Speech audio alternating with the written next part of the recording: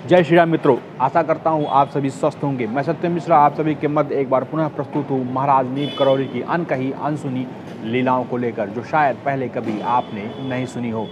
लखनऊ के रहने वाले केहर सिंह की धर्म पत्नी को संग्रहणी रोग हो चला था, जिसके चलते उनकी तबीयत काफ़ी खराब रहती थी। पेट में कुछ भी नहीं रहता था। खाने पीने के उपरांत वो लगातार उल्टियाँ करती थी, जिसकी वजह से उनका शरीर हड्डियों का ढेर बन चुका था। इन्हीं सब वजहों से केहर सिंह काफ़ी परेशान और चिंतित रहते थे और वो अक्सर सोचा करते थे कि अगर उनकी पत्नी का निधन हो जाएगा तो जो उनके 4 छोटे छोटे बच्चे हैं उनका पालन पोषण कौन करेगा। इन्हीं सब के मध्य केहर सिंह के मित्र आरपी बैस से नैनीताल कैंचीधाम आश्रम महाराज नीप करौरी के दर्शन के लिए जा रहे थे।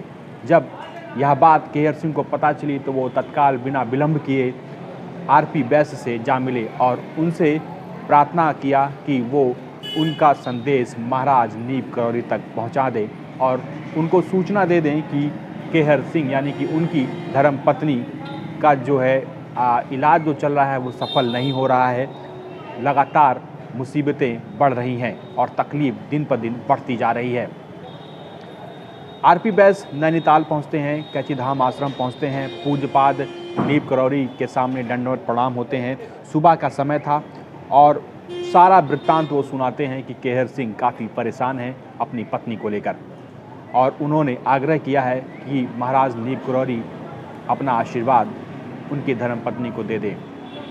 इतने में महाराज नीप करौरी बोल उठते हैं, इसमें कहने की क्या बात है, केहर सिंह हमारा भक्त है। बात चली रही थी, समय धीरे धीरे व्यतीत हो रहा था और जब सुबह के 10 बज गए तो अचानक महाराज नीप करौरी बगल में बैठी कमला सोनी से बोल उठे कि केहर सिंह की पत्नी का देहांत हो गया। केहर सिंह काफ़ी चिंतित है, वो बहुत दुखी है, रो रहा है, बिलख रहा है, लेकिन वो ऐसा नहीं होने देंगे क्योंकि केहर सिंह उनका भक्त है। इधर लखनऊ में अंतोदगतवा केहर सिंह की धर्मपत्नी का शरीर शांत हो चला था। अंतिम संस्कार की तैयारियां शुरू हो चुकी थी।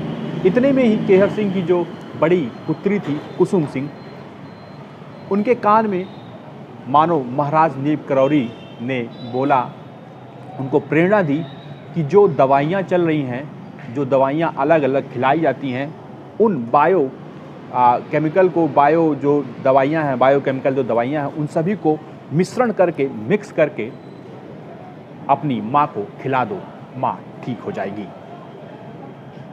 तत्काल कुसुम ने बिना देर किए उन सारी दवाइयों को एकत्रित किया, उसे पीसा और अपनी मरी हुई माँ के मुंह में डाल दिया।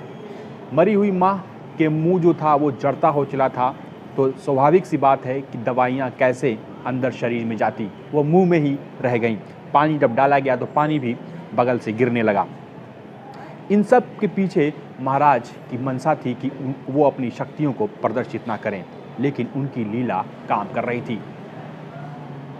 जब दवा मुंह में डाली गई और 40 से 45 मिनट के बाद वो हुआ जो किसी ने नहीं सोचा था। मृतपणी केहर सिंह की पत्नी जीवित हो गई, उनके शरीर में प्राण आ गया और वो तत्काल उठ बैठी और बोल उठी, महाराज नीप करौरी की जय। ये सभी दृश्य देख के सब आश्चर्यचकित थे, भौचक्का थे। जो डॉक्टर दवाई के लिए आए थे वो केहर सिंह से कहने लगे, मिस्टर केहर सिंह, इसमें मेडिकल साइंस का कोई हाथ नहीं, ये दैवी कृपा से, भगवत कृपा से आपकी पत्नी फिर से जिंदा हो गई हैं, जो कि मर चुकी थी। इससे भी बड़ी घटना, इससे भी आश्चर्यजनक बात तब हुई कि उसी दिन शाम 4:30 बजे गौतमपल्ली के रहने वाले आरके चौधरी का फ़ोन केहर सिंह को आया और उन्होंने फ़ोन पर बताया कि महाराज नीप करौरी उनके घर पर आए हुए हैं और उनसे मिलना चाहते हैं। तत्काल केहर सिंह गौतमपल्ली पहुंचते हैं और महाराज पूज्यपाद नीप करौरी के दर्शन कर उनको प्रणाम करते हैं। हालांकि इस दौरान महाराज नीप करौरी ने एक बार भी जो घटना सुबह घटित हुई थी, उनकी पत्नी जिंदा हुई थी, इसके बारे में कोई जिक्र नहीं किया।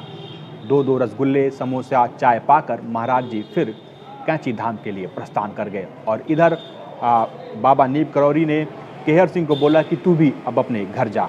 केहर सिंह भी अपने घर चले गए। इसके उपरांत जब केहर सिंह का मित्र आरपी वैश्य, जिनके जरिए केहर सिंह ने महाराज नीप करौरी तक सूचना पहुंचाई थी कि उनकी पत्नी की तबीयत नहीं खराब है, वो कैंची धाम से वापस लखनऊ आए और केहर सिंह से मुलाकात किए। केहर सिंह ने बोला कि महाराज जी से वो मिल चुके हैं, कल लखनऊ में वो आए थे। इतना सुनकर आरपी वैश्य ने कहा ऐसा हो ही नहीं सकता। महाराज तो कल पूरा दिन कैंची धाम में ही रहे, आज जब वो निकल रहे थे उससे पहले भी वो कैंची धाम में ही विराजमान थे, तो ये कैसे संभव है कि महाराज लखनऊ आए थे। यह सुनकर केहर सिंह भाव विभोर उठे, उनके आंखों से अश्रु बहने लगे, वो रोने लगे, विलाप करने लगे। वो समझ चुके थे कि जो उनकी पत्नी पुनः जिंदा हुई हैं, जीवित हुई हैं, वो मेडिकल साइंस नहीं बल्कि महाराज नीप करौरी की वजह से, उनके आशीर्वाद से वो पुनः जिंदा हुई हैं। तो ये थी आज की पेशकश। हम पुनः आप सभी के मध्य प्रस्तुत होंगे महाराज नीप करौरी की अनकही अनसुनी लीलाओं को लेकर। तब तक के लिए नमस्कार।